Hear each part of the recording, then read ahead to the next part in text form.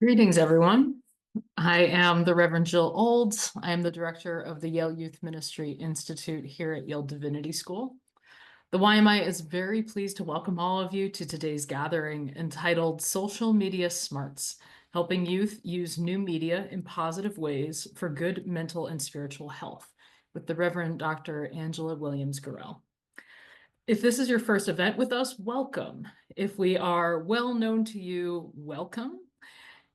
We are delighted that you have taken the time to be with us today, and we're glad to have you. For our time today, the Reverend Dr. Gorell will speak to us. We'll have a brief Q&A session at the end of their presentation. We ask that you please remain muted throughout our time together, except when asking questions or during the breakout room sessions that we will also have. We will be monitoring the chat window, so if you have a question, please feel free to type it in there at any time. Our office has a great staff. I'd like to introduce one of our staff members to you quickly and thank them for their work. The YMI falls under the purview of the Center for Continuing Education at YDS, so we are blessed to have Megan Lukens, our communications coordinator for that center. Megan, thank you for being here today, for all that you do, and most importantly, for who you are. If you are new to the Yale Youth Ministry Institute, we invite you to peruse our website when you get a free chance. That is yaleyouthministryinstitute.org. We have a whole array of resources on there. We have curricula for your youth, training modules for youth leaders. We have discussion forums, over 1,000 video clips and lectures given by the world's leading youth ministry experts. We have resources for anti-racism work, for youth working through mental health struggles. We have mission and outreach endeavors, links to other articles and material. We have a ton on there, and all of that is available for free. So please do feel free to check out our website. This is our fourth and final gathering for this fall's Lunch Lab series, but we invite you to stay tuned because in the 2025 calendar year, we are joining with the national setting of the United Church of Christ to offer a set of webinars funded by a grant from the Lilly Foundation. Some of the topics therein will include things like childhood development, storytelling with youth, tending to parents and caregivers, children in worship, trauma-informed youth ministry, and fostering prophetic action with young people. All of that will start in February, so please do stay tuned for more details as we approach that season. Now, normally I would launch into our regularly scheduled program in this moment and introduce Dr. Gorell to all of you, and I promise I will in just a moment. But I do want to honor that I was probably like many of you up way past my bedtime last night watching the election. And I'll confess I am dragging a bit. I think I'm dragging a bit because I'm physically tired, but also because this is a very emotionally laden time for our country. And, whether we experienced last night's results with joy or with sorrow, with anger or with acceptance, this is a full day. And I think all of us are experiencing that. So I wanted to take just a moment to honor that. And I want to share a quote with you all from Toni Morrison that I hope will resonate. We will then have a moment of silence, and then I will introduce Dr. Gorell to you. Toni Morrison is once quoted as having said,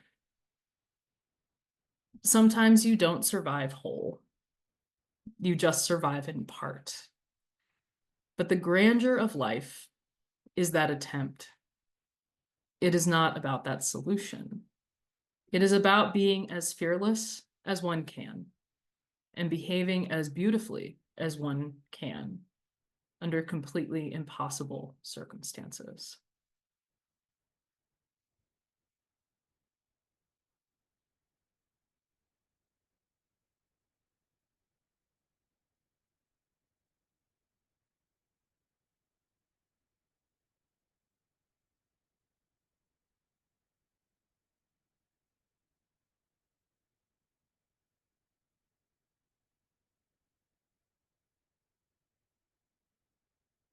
May we all honor the impossible that is today, and may we continue to tend to ourselves and to each other with deep compassion in the midst of such times.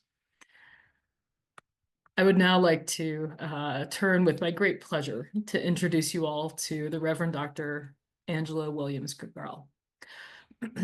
Reverend Dr. Gurel is a speaker, author, and consultant. She has taught at several schools, including Yale University, Baylor University, and Fuller and McCormick Seminary. Media sources such as the New York Times, NPR, and the Washington Post have highlighted her research. Dr. Gurel is the author of Always On, Practicing Faith in a New Media Landscape, and The Gravity of Joy, and a new book, Braving Difficult, Difficult Decisions, What to Do When You Don't Know What to Do. She has 14 years of ministry experience and is ordained in the Mennonite Church USA. Reverend Dr. Gurel, welcome. We are so honored to have you here and to learn from you in this space. I can think of no one better to lead us in chatting about mental and spiritual health today than you. Welcome. Oh, thank you so much, Reverend Olds, and to the whole Youth Ministry Institute staff for inviting me to be here today.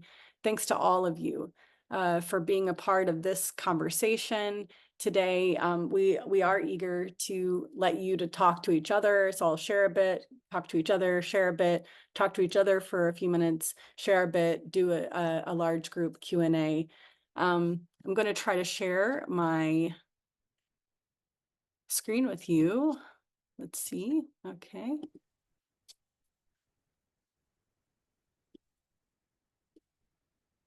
All right. How is this? Are we good? Okay.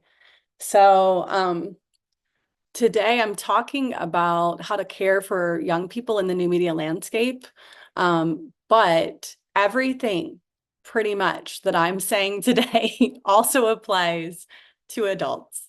And so I hope that this creates a little bit of space for imagination with each other, deeper understanding of the ways that the new media landscape has shaped our culture, is shaping our culture, and is helpful and meaningful to all of you. I think one of the most important things to say from the start is that the church throughout history has been really, really impacted by technology. So this is not a new idea. The printing press radically changed Christianity. The car radically changed Christianity because of people being able to migrate and to go to a church of their choosing rather than the one that was close to them, and all these sorts of things, right? And social media is impacting people's religious practices. But then while it's doing that, it's also impacting people's, and specifically young people's, mental, social, and emotional and spiritual health. And here's the key takeaway, right? If you walk away with nothing else today, this is the most important thing. The experiences that young people have in the digital landscape and how young people use new media, both the experiences they have and how they use it, affects their mental, social, emotional, and spiritual health in both positive and negative ways. Before I discuss social media in depth, I do want to make two notes, one about AI chatbots and the other about gaming. AI chatbots, I think, are something that are just something to be aware of. I'm just going to kind of put it out there. Teens are using chatbots to discuss their feelings, solve problems with friends, and to discuss mental health issues. And so instead of going to a youth leader or to a parent or even to their in-person friends, we're finding that many of them going to chatbots and being like, what do I do about this? And so the problem with this is that it's a very isolating thing. It's difficult to know when they're getting bad or good advice because and chatbots are not trained to be psychologists. And so I think it's important to talk about this with the young people that you care for, to bring it up in conversation, like, is anyone using chatbots and maybe some issues with this? But also, maybe asking them first, and we'll come back to this again later, is anyone using this and what's the benefit of that for you? Why is this helpful to you? But then also pulling back the curtain. And that's our role, I think, as youth leaders is always, and caregivers of young people, is we hear from them what maybe is going right for them in this landscape, why they are experiencing, why they're engaging with it a lot. And then we also pull back the curtain and we help them to see, hey, there might be some stuff going on here that you're not noticing. The other thing I want to make a note about gaming, I believe Megan and Jill, did you all give the notes to everybody yet for this presentation? Yes. Yes? Sorry. Yes, and I'll drop it in the chat box as well. Yeah, okay. And so all of this is in the notes, but I'm going to I'll say a little bit more about each one. But there is in the note, there's a link to a really wonderful research study that was done on gaming. And I think it's interesting to note that most teens report positive experiences from gaming. A substantial majority of teens reported positive experiences, regardless of their gender or the type of play that they were engaging in. So whether that was like playing with people they don't know, playing with friends and family that they do know, playing collaborative online games, playing individual player games.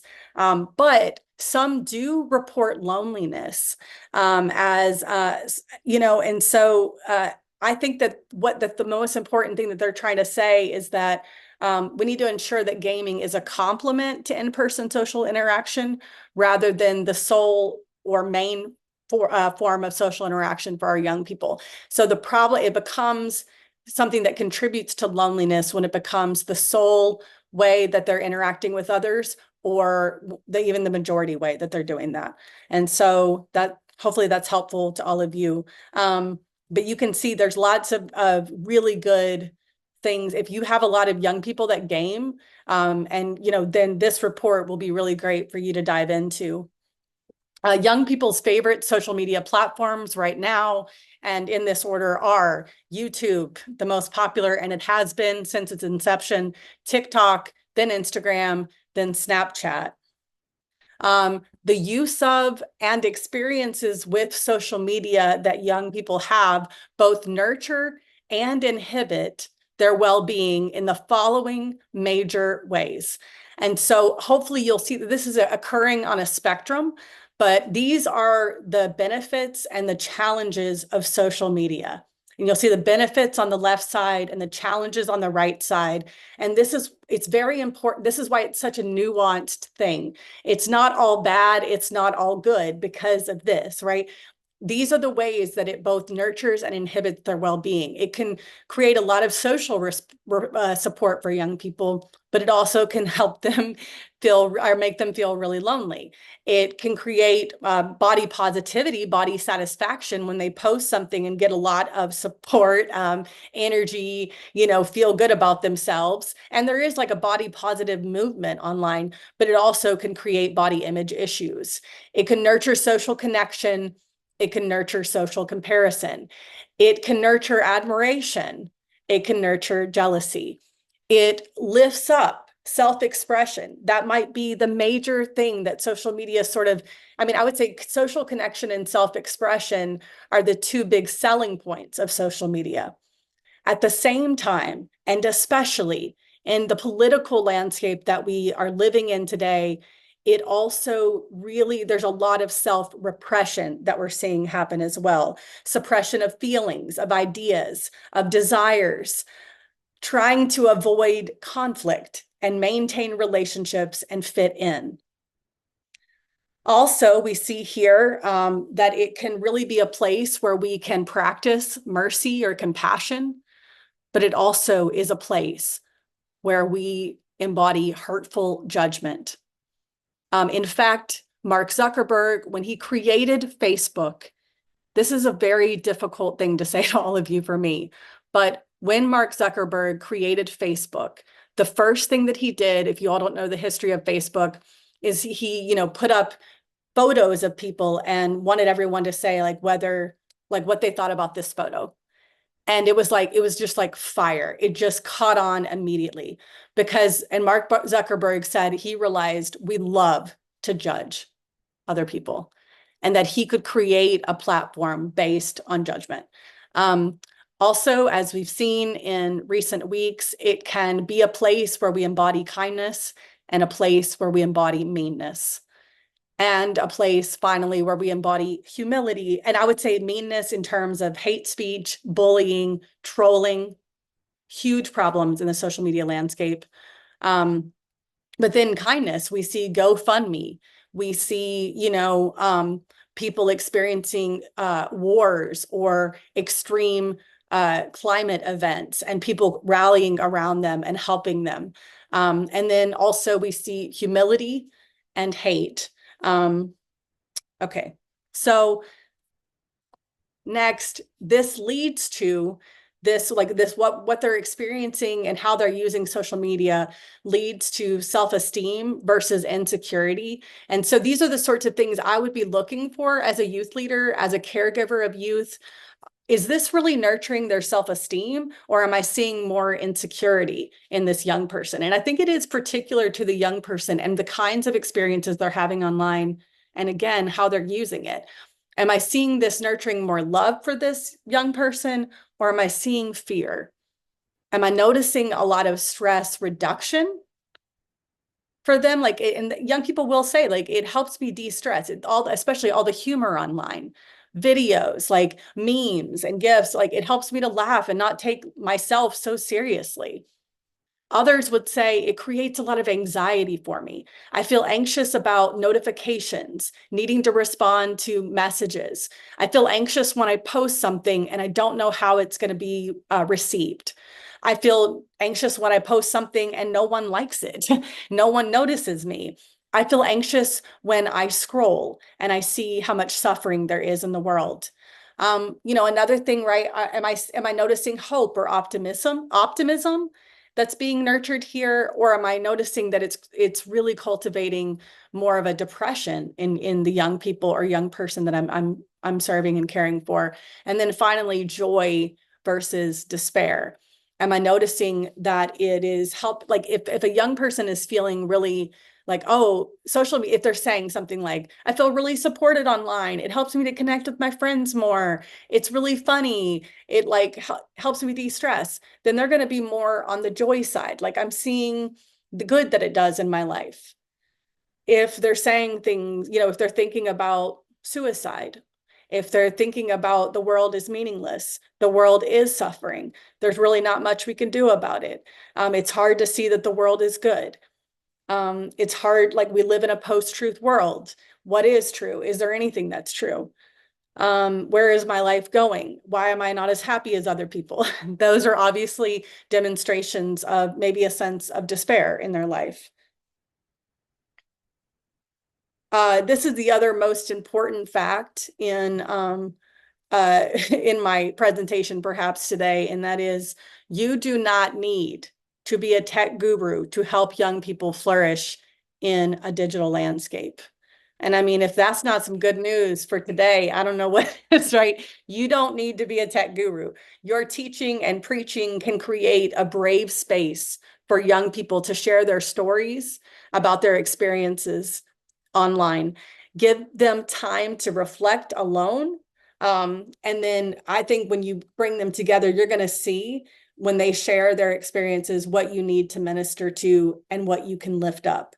And so I do want to give you some ways to help young people that are very tangible. And so this is where I would encourage you to begin, because we as adults, we can often assume that we understand the experiences of young people. I know whether you're joyful or in despair. I know whether this is making you feel helping you to express yourself or causing you to repress your feelings and ideas, right? We can assume that what I've just laid out on the other slides, we know this about these young people. So I think story prompts like the ones that I have put into the document for all of you could be a really helpful way in your youth groups, with your families, with the young people that you care for, to help you get more of a pulse on what's happening with them. So tell about a time when, and I've given you all kinds of prompts here, everything from tell about a time when playing a multiplayer game online or in person caused you to feel lonely. But then, right, we want to leave room for both sides of the spectrum here, right? Tell about a time that you felt good about yourself after posting or sharing online. Tell about a time that you created a post, a story, or a reel, and you enjoyed telling other people what you think. Tell about a time that something you shared online impacted a relationship or created conflict for you.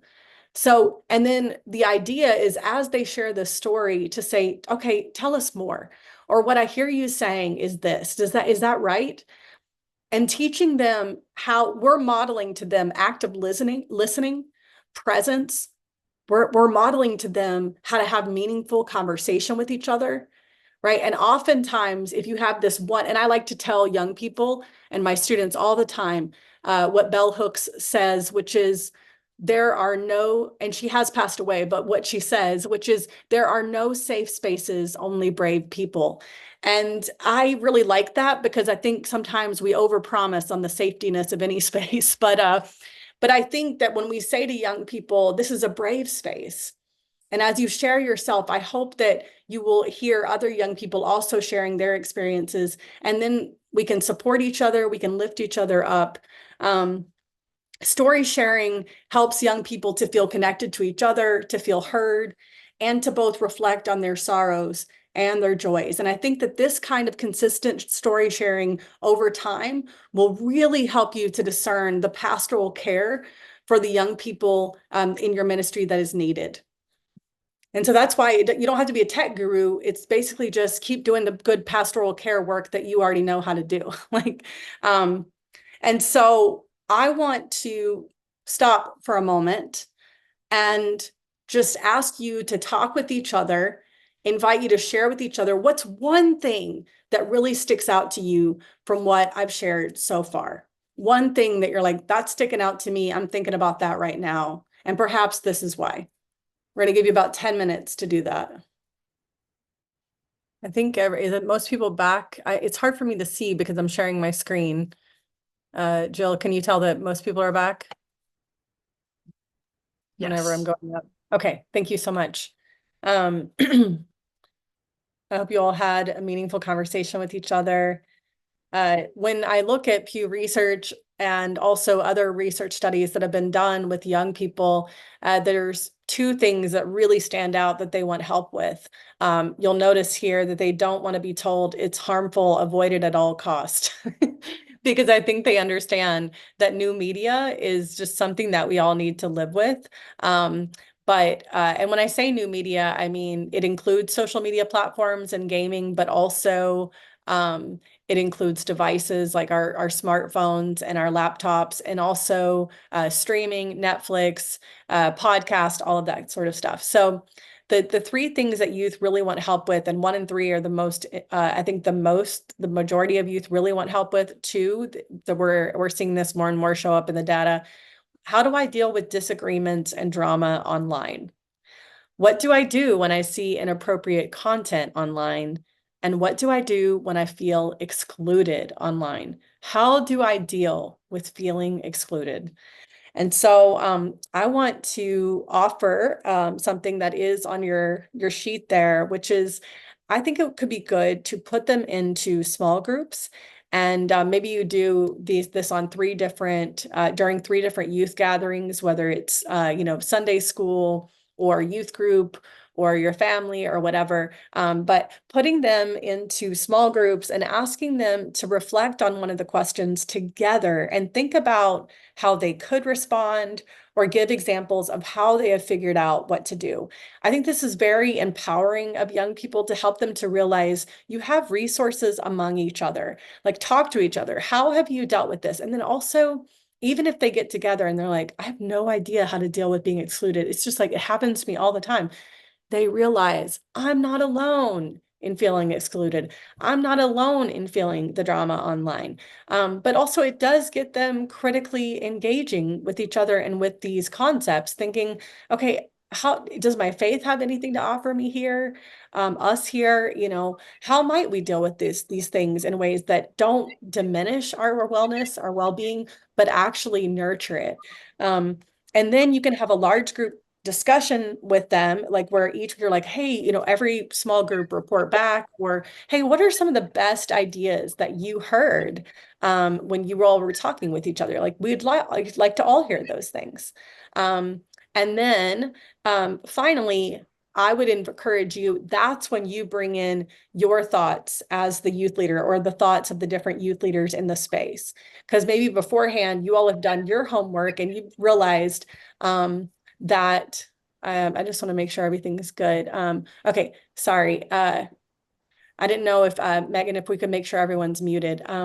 So this is, I would encourage you to make sure that you have something to offer when it comes to whatever topic you're talking about that night. So disagreements or exclusion or inappropriate content, do your research ahead of time where you want to, offer some things to young people, but maybe those things are brought up by them when you do the large group discussion and you think, yes, like I love that idea.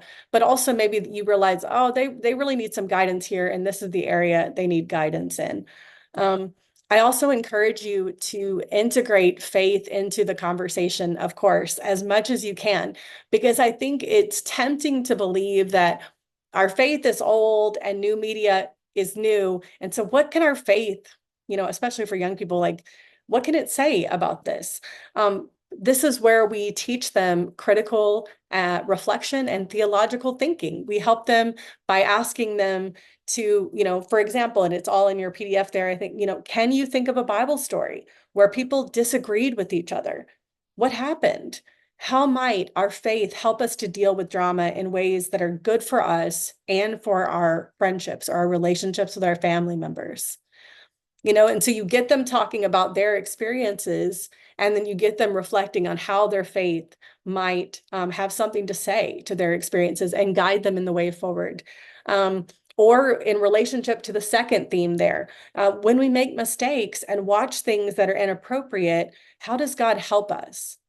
And I think that's, or we come across inappropriate content, how does like our faith sort of guide us in thinking about how we how we deal with this. I am a huge believer, and I'll come back to this toward the end, in helping young people to realize they will make mistakes, not when or if you make mistakes in life, that we are human beings. And especially as you're growing up, like you're learning, you're stumbling your way through life. I mean, all of us are, right? I mean, we really are. But we help young people to realize it's not a matter of like when you will make a mistake online, that you'll say something you wish you didn't say, that you post something you wish you didn't post, that you watch something you wish you didn't watch, that you message somebody something you wish you didn't message them, that you text someone something that you wish you could take back. When you do this, and I would encourage you, the language to use, when you do this, this is how God helps us. This is the shape and the form of forgiveness in our faith. This is what it looks like to offer something to God and ask for God's help. This is what it looks like to go to someone for guidance and mentorship. It's how we support each other. And then also, when we're afraid to report inappropriate content, how might God's courage help us? Or can you think of a Bible story when someone was excluded? What happened? How might our faith help us when we feel excluded? Other helpful subjects, I think, so this is not being named by young people, but just as someone who has been studying social media since 2011, these are some things that I think are really essential for young people to understand, talk about, think about. Who are we in this new media landscape? Who are we as beloved children of God, who are part of God's family? How can we imitate Jesus online? How does our faith help us to embrace truth-telling? Truth-telling in Christine Pohl's terms, which she would define truth-telling as affirming what is good and true in the world. How does our faith help us to embody humility? Why God is trustworthy, how God's love drives out fear, ways that our faith helps us to de-stress, how we develop hope, and how we live open to joy.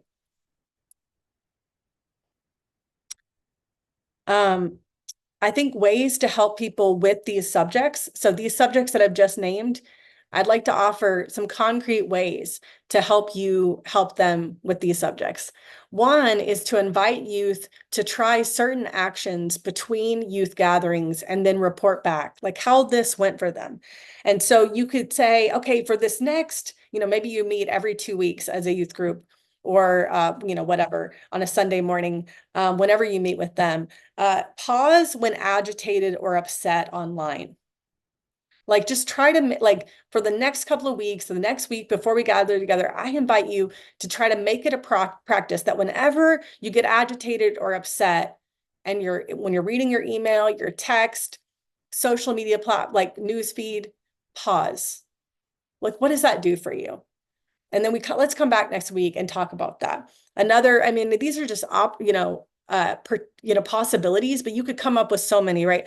Hey, for this next week, let's each, every single day, create a story or a post related to, and you could choose like hope or love or joy. Like, every day, create a post like this, or one time this week, do this. And then we come back together, or maybe even do it right there when you're all together. Like, let's create a post right now about hope and share it on your stories. And just like, what does that feel like? What does that do? When we put our focus there, what happens in us or in the space that we're sharing with other people online? Unplug for an entire day or for a few hours. Like, don't do anything with devices for a couple of hours this week. And let us know next week, like, what that felt like for you. Was it anxiety producing? Was it peaceful? Something in between?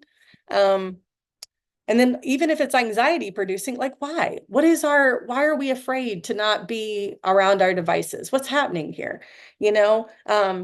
Get online and spend the whole time encouraging other people by hearting everything you see, replying with kind words, and messaging people things that will help them to feel seen. Like, what if all your energy went into a very positive way into being online? All of your focus went to other people. Like, what did that feel like for you? And so you're giving them different ways of embodying their faith in this new media landscape. Looking for God, looking for love, and looking for rest, for Sabbath, for self-nurture, for the nurturing of others, for service of others. And how does that help them to navigate it maybe differently? I also like the idea of show and tell practices during youth gatherings, like having everybody sit down together and not just saying, I mean, like, not just telling them what to do, like, write a gratitude list someday, it's good for you. But like, let's start every youth gathering with, we're going to write down 3 things that we're grateful for. We're going to name 3 things that we're grateful for right now. So we're going to turn to 2 people around us and we're all going to name 3 things we're grateful for. So you're just showing them, not just telling them, but like, this is what this feels like. This is how this works. This is how to do it.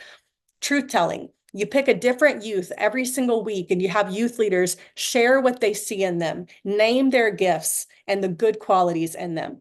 So you're not just telling them, affirm what's good and true in the world. You're showing them how to do it. Forgiveness. You label a rock with something that you need to let go of, or that you need God's help, probably better way of saying it, to let go of. And then you throw it into a bucket, or if you live near a body of water, you throw it into the body of water. You're showing them what forgiveness feels like in this embodied practice. And then finally, another like idea that I have is welcoming. This is what I did as a professor all the time. I welcomed what I called half-baked ideas. In other words, I'm not sure, but maybe this.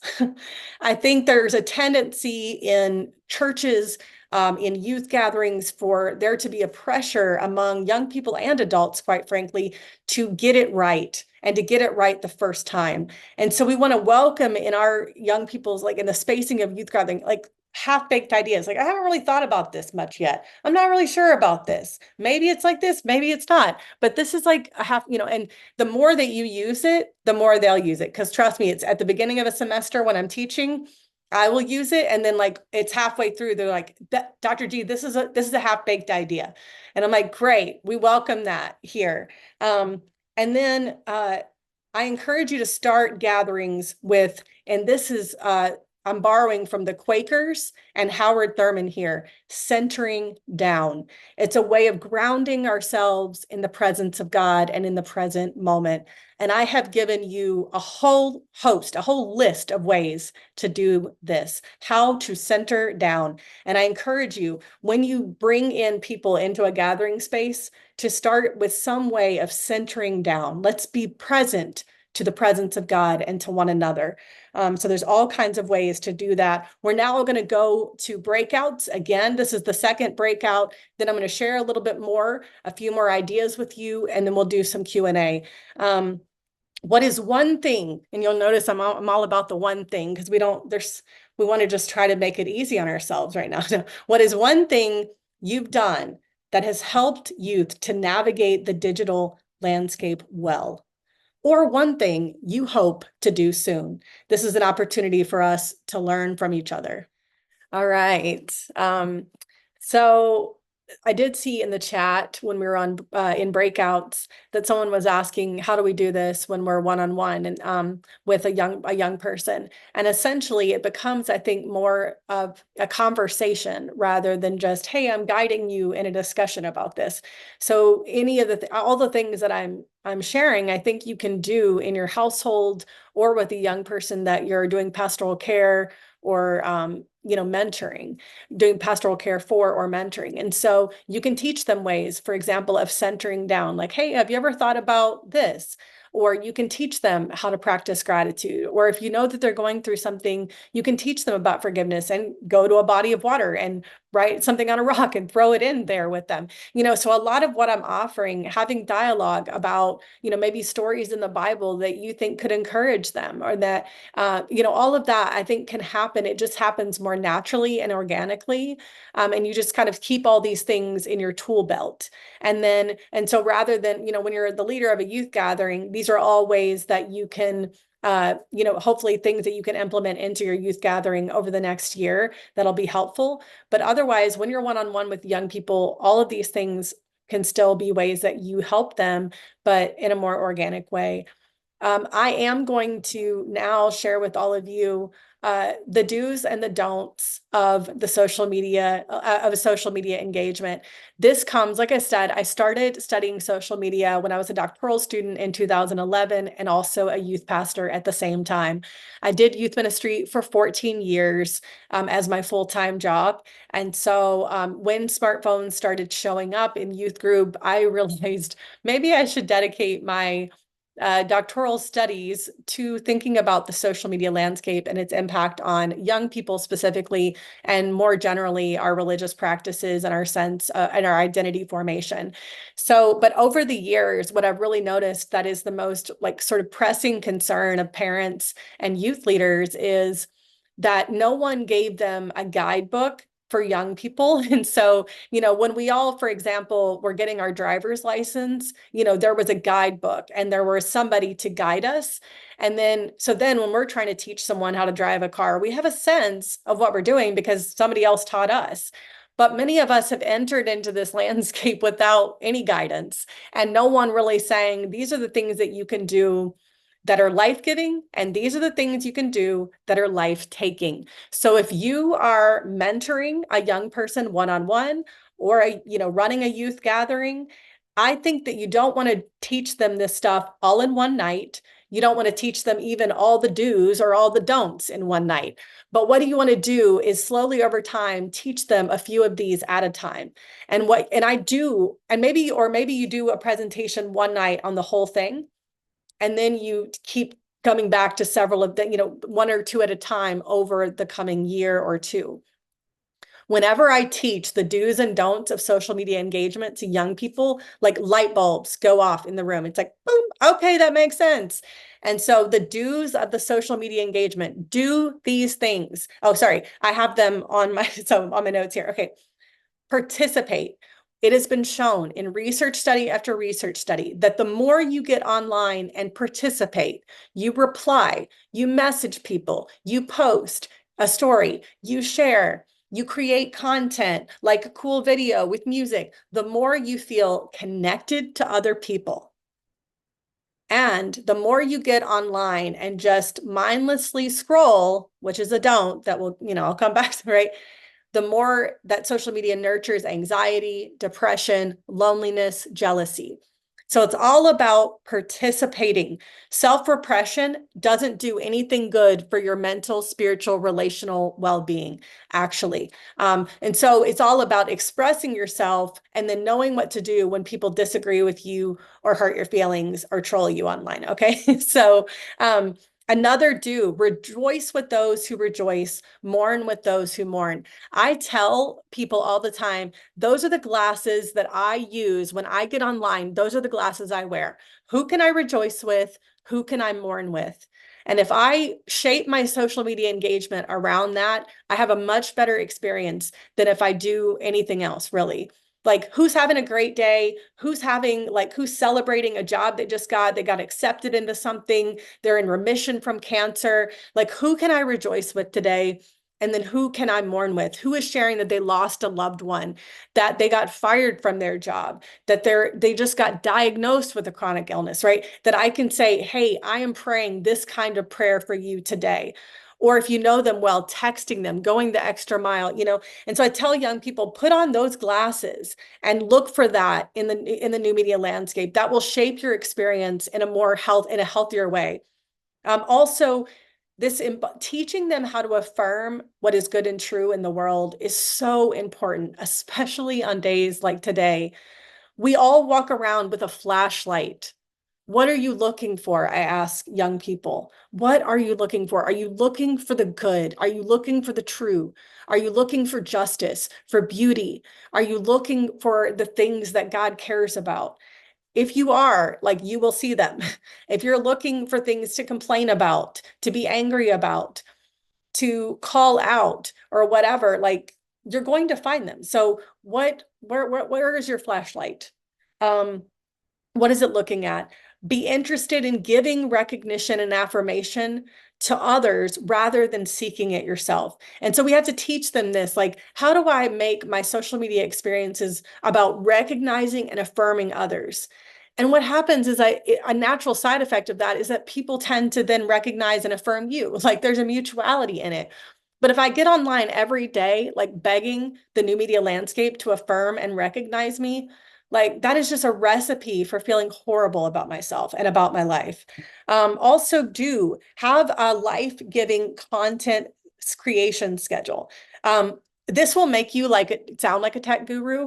So this is just like a little, okay. So if you tell the young people that you're working with, that you're caring for, hey, and you sense that they're kind of overwhelmed by how much they're using social media, I would say, like, if you're wanting the algorithm to not forget you, do you like maybe have a day for creating content, like one day a month or like a few hours a week, and then have a time dedicated to scheduling that content.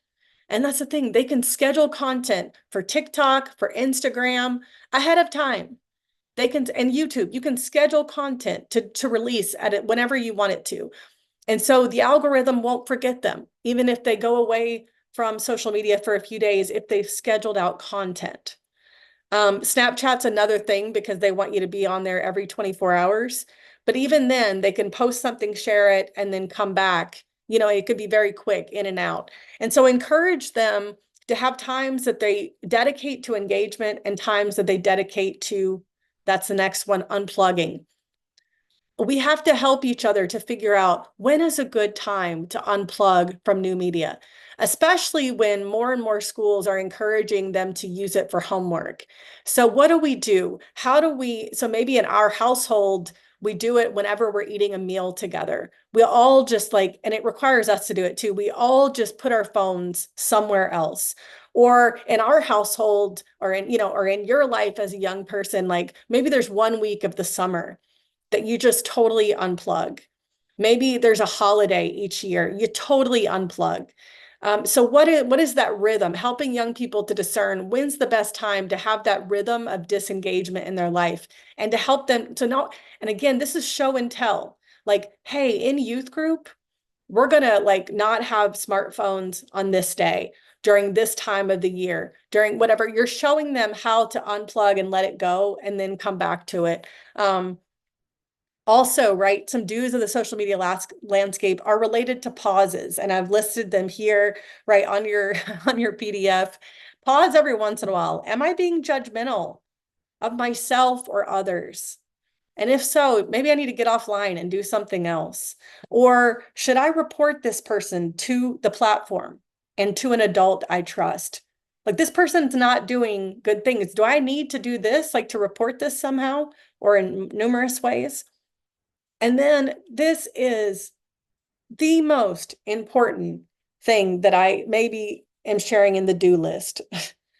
Before you reshare something, ask yourself, is this true? Check multiple sources. Is this an AI image? Did this person really say this? And have multiple things tell you that absolutely this did happen. This is a fact. This person said it or whatever. The most devastating aspect of social media right now is that people are sharing things that are absolutely not true because they are not, or they're AI altered because they assume that it's true. Whatever they see, and especially young people, they just assume, oh, this is true. I'm seeing it online. It must be true.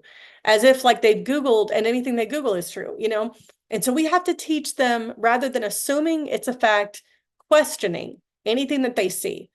It's not assumption. It's all about questioning. They also and this is an adult problem too, we tend to share videos that we haven't even watched the whole thing. And we reply to videos when we haven't even finished the whole thing. And so we're asking people to pause before replying, pause before sharing. And there's some other offerings there. I want to be able to get to your all's Q&A, but I think that the other offerings are a little bit at a time. This is really the drip that I would encourage you to do over time. So maybe not all in one presentation to them, but giving them opportunities to do each of these things while they're hanging out with you. And as you're helping them one-on-one, maybe create a rhythm for life for the new media engagement, like helping them to figure out, like, what spaces am I engaging in that make me feel good about myself or good about life? Which ones am I engaging in that are making me not feel so good about myself or about life in general or about the world? Taking note of when they're, so these are all do's to do, and a little bit over time to help them really figure out where are the life-giving spaces in my social media experiences and where are the life-taking ones. These practices, the don'ts of social media engagement, are all based on research as well. So these are the things that diminish our sense of humanness in ourselves and in others. These are things that make us feel really negative about the world, specifically doom scrolling. Doom scrolling is seeing one instance of suffering, one news headline about something difficult, and then continuing, as the algorithm will do, to give you more and more of the same. Like, it sees that you're liking something, that you're enjoying something, and then it'll give you another video about this difficult headline or instance of suffering, and then an article, and then another video. And if you're just searching for this too, doom scrolling can make you feel incredibly anxious, and it can give you the sense that there is no good in the world anymore. And so I really discourage people from doom scrolling. And when you realize that you're doing it, literally to get off and to go on a stroll, to have something that brings, do a little dance party with yourself, do something different that really wakes up the mind to more positive energy. Passive scrolling, scrolling for unbounded sets of time without ever sharing, posting, messaging, participating, has been shown to be directly related to depression and anxiety. And so that's where people are just getting online and we don't post anything, share anything in our stories, reply to anyone. We're just mindlessly scrolling through news feeds or through stories. That has been shown to contribute to depression, anxiety, jealousy, loneliness. Next is passive following. This is closely following the lives of people online that are either celebrities or influencers that you don't know in person, and closely following, like the majority of people that you're following online are people that you don't know in person. And it really needs to be the other way around, that the majority of people you should be looking at their stories online and their post online should be people that you know in person. Because that helps you to realize that what they're presenting online is just a version of their life. But when young people follow very closely, you know, when 80% of what they're seeing online is influencers and celebrities, that really gives them the impression that their life is not as good as other people's lives. That's where the comparison and jealousy really creeps in. And so helping them to notice, what I do is I say, don't follow celebrities and influencers that when you realize that they're making me feel bad about my life. Like, I am jealous of this person. I am comparing myself to this person, and it's making me feel worse about my body, about my feelings, about my ideas. When you realize that, unfollow this person, unfriend them. They will be okay without you following them. You know what I mean? Another don't is hate following. Y'all, this has been like the thing for the last 8 years. It's hate following is following people online, even though you know you absolutely disagree with them. Everything they post makes your blood boil. You think they're an idiot. You think they're ignorant, but you follow them simply to talk about how ridiculous they are to the people that are close to you. Hate will eat us alive from the inside out. If you're following people online that you know you do not respect and you do not like, I encourage you, do not do it anymore. Let it go. All of us and young people, okay? Don't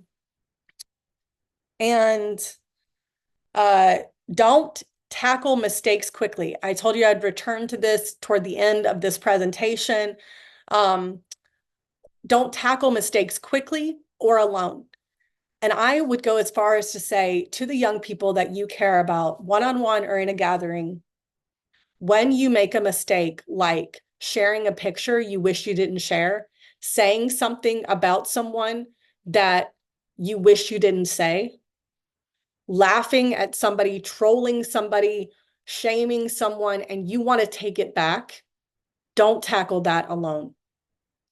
If you find yourself caught, another specific thing, right? Be specific. If you find yourself caught up in a conversation with a stranger and you have showed them yourself and you wish you didn't, or they're asking you for money because now you're compromised with them, like, and you feel shame about it, you come find me. We will navigate this together. You do not need to figure this, these kind of mistakes out alone. And so, because that's the biggest thing that we're seeing with suicidal ideation among young people is they feel like, and the same, I guess, can be true, right? We could say very specifically, if you're being bullied, tortured online, you come find me.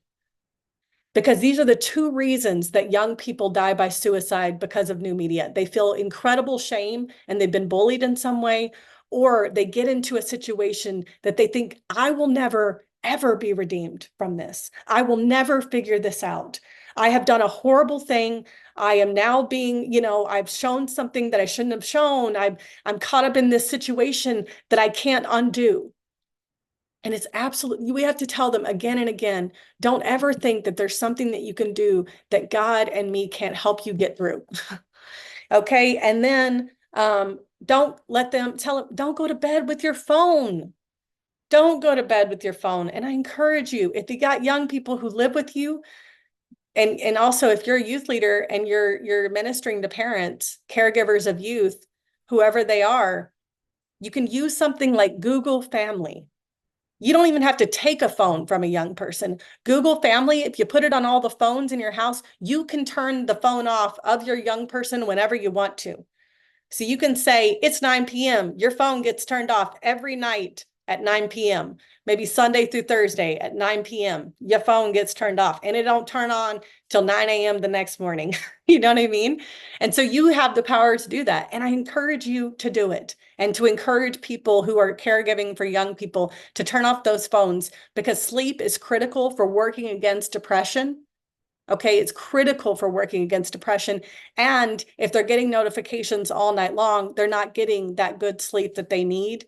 It also creates a lot of anxiety for them. And then also our decision making is best in the morning. And all of us, adults and young people, we are the best decision makers in the morning. And then it gets worse and worse and worse as the day goes on. All right, we make worse and worse decisions. This is good for today, right? So you can imagine if a kid has a phone at midnight, 1 a.m., they're making the worst decisions at that time, literally, because our brain is on overload. Okay.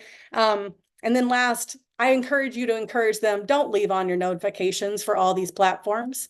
Social media makes money off of your attention. So they're going to try to constantly get your attention. And instead of them determining when they get your attention by notifying you when you should come on, you need to determine when you give them your attention. Take the power back by turning off all your notifications. All right, on that beautiful note, I want to hear your questions, your reflections, your illuminations. Thank you, Reverend Dr. Girl. Really appreciate this. This has been incredibly rich.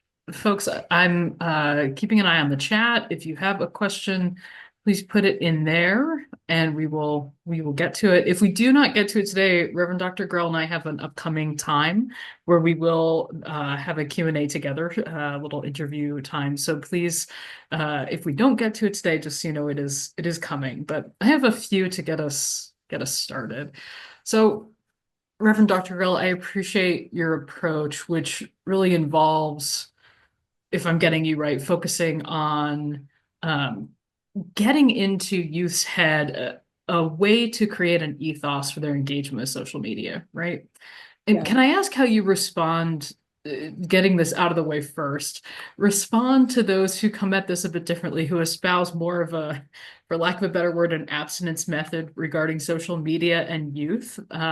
There's a lot of push to, in the younger middle school time, for people to not get cell phones until they're older, all of this kind of stuff. Can you speak a little bit to that?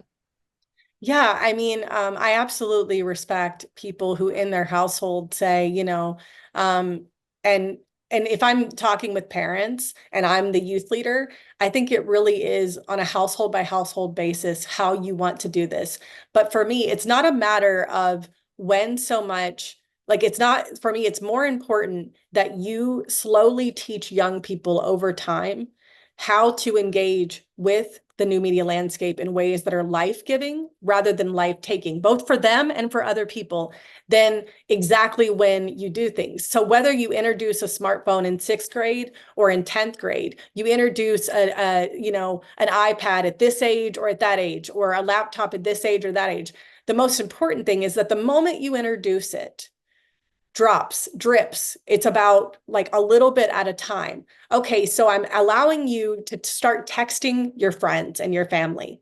Let's have a conversation about ways that texting can be really life-giving and ways that texting can be really life-taking, like make you feel bad and make you feel good, depending on how old the child is, right? And so it's about guiding them okay, I am in charge of how I use this. And disagreements happen in text. We misunderstand each other. Like, how are we going to deal with that? And so it's so it's teaching them the do's and the don'ts of social media engagement over time, little by little, and introducing them. I think instead of going like, here's a smartphone, have a free for all, text people, get on Instagram, get on TikTok, like all at the same time. I think it's like a car. I use a car as a metaphor a lot. If you're going to teach someone to drive, you're not like throwing them the keys saying, hit the freeway, hope it works out for you, And I think sometimes parents do that with cell phones and iPads because they don't really think through how to do it differently.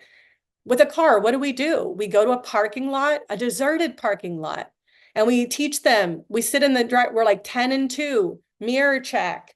Like, let's start really simply and slowly. And then over time, we introduce a little bit more. And then one day we do throw them the keys and we say, I hope this works out for you and for me. And so I would say too, like most of us need the internet to exist today. Like we need it for work, for jobs. We have to use laptops. Most of us have to use smartphones at some point.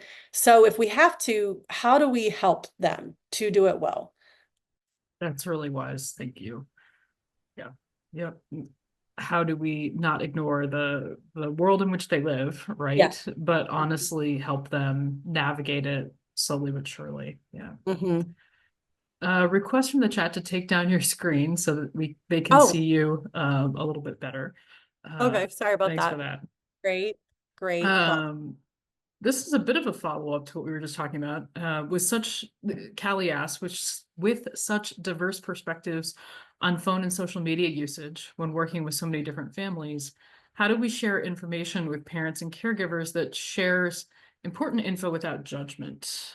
How do we, essentially, I think they're asking, how can we share this information with parents and caregivers so that this can be useful for them and that it's not just coming from us? yeah, I mean, I think the do's and the don'ts of social media engagement are pretty neutral.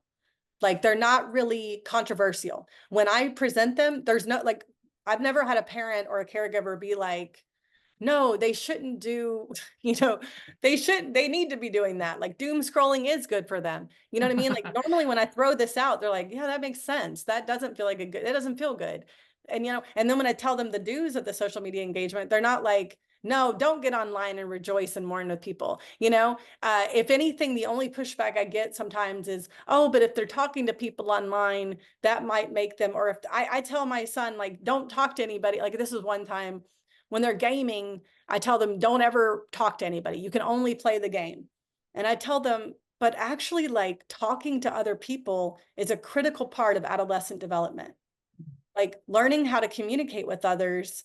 And then when it's hard or when somebody says something negative or is, being hurtful or judgmental of you, knowing how to respond, how to go to an adult for guidance.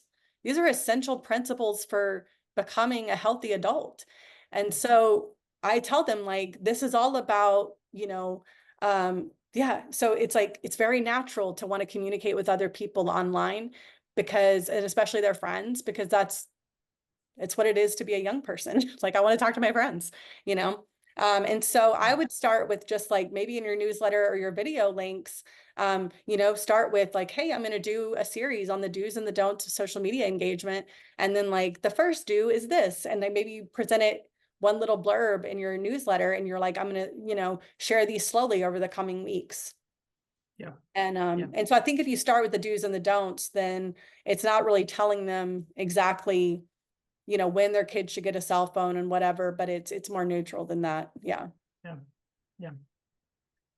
Thank you. That's great. Question from Patrick in the chat. I've heard that young Gen Z kids are more inclined to get offline than older Gen Z and millennials, as if they're self-regulating or more cynical than the previous generation regarding social media. Is that true?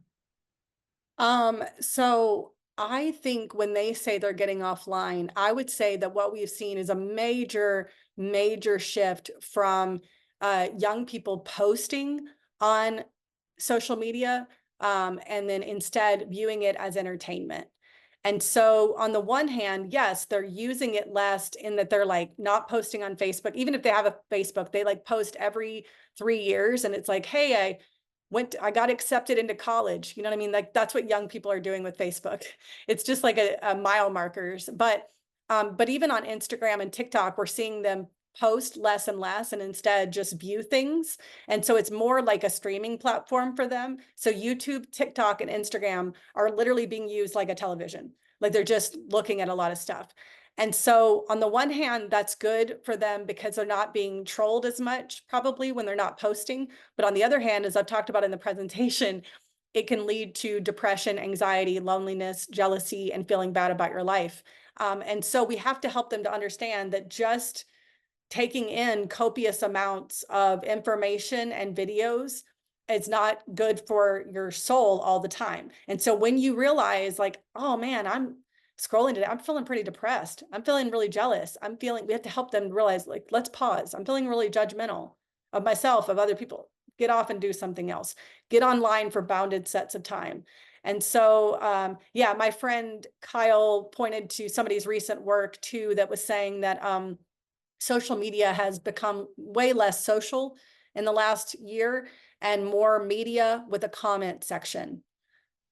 So I think, yeah, that's something to think about. I think it's a really great point, Patrick. The only other thing that I want to say is that is important is that doesn't mean that they're texting any less.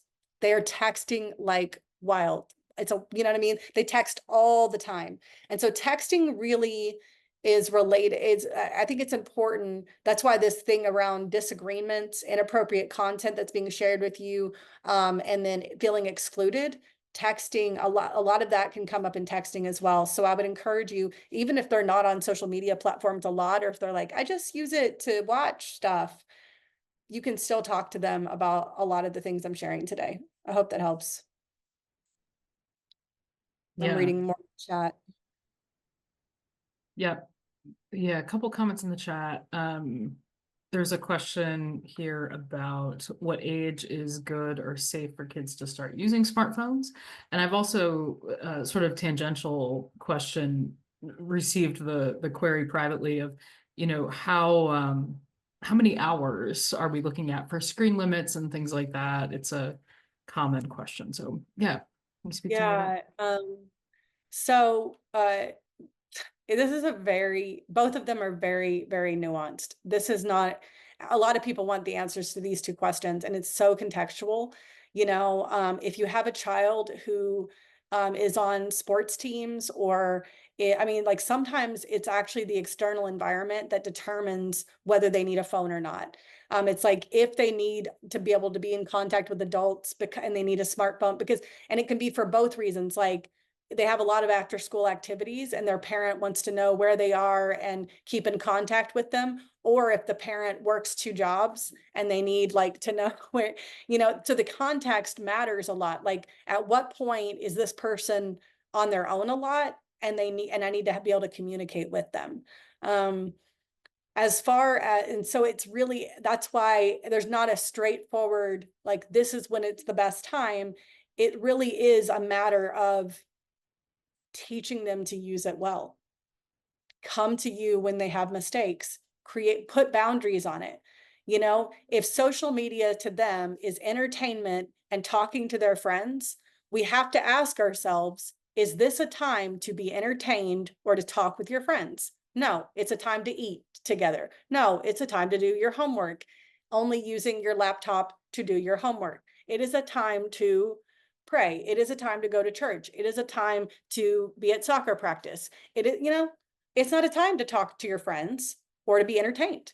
And so we have to help people that's the most important thing, is not specifically and then as far as like age though, I think Instagram, making sure that there are just that you're consistently in conversation with them about how they're experiencing Instagram or TikTok, or YouTube. Like, how is it going for you? Are you feeling good as you use these things? Are you feeling bad? Like these are what are your experiences like on these platforms? The last thing I'll say is anyone under 5 years old, even if like people are giving them a laptop, the more that their experiences are pro-social, the better it is for their development. So it's not so much how much they're on the iPad, how long the screen time is, but it's the quality of that time that they're sharing with an adult. And so it's actually better to co-watch. This is barely bad news to a lot of young parents, but it's better to co-watch a show with them than to just let them do it on their own. But that could also be that co-watching doesn't mean you're necessarily sitting with them the whole time watching the show, but it's every like 10 minutes or so, or after a 30-minute show, sitting and going, who is a good person in this show? Why are they good? Who's a bad person in this show? Why are they bad? What do you think the main idea is? Whatever, in their 3-year-old, 4-year-old way. You're having this like dynamic dialogue about it. That's what pro-social ways of using it are really good. As far as screen time, it really depends on the kind of screen time that they're having. It's not how long, it's what kind of ways are they using it. If they're mindlessly scrolling, not great. But if they're doing homework, they're creating imaginative videos, and they have their own podcast. Like I know a 14-year-old who has her own podcast. It's like a really good thing for her cognitive development, for connecting with other people, for critically engaging with the world. So it really depends on how are they using that time. Okay, That is yeah, super I know, helpful. okay, cool. Yeah, thank you. And we're at 30 seconds or something like that. Yeah. So, folks, I just want to thank you all for joining us today and really grateful for you all taking the time on this day to be together. Reverend Dr. Girl, thank you so much for all of your wisdom. Looking forward to chatting further with you about some of this stuff. And folks, you'll receive a recording of this time together, so feel free to keep an eye on your emails for that and for our upcoming events starting next February. In the meantime, blessings to you all. I hope you have a good rest of your day.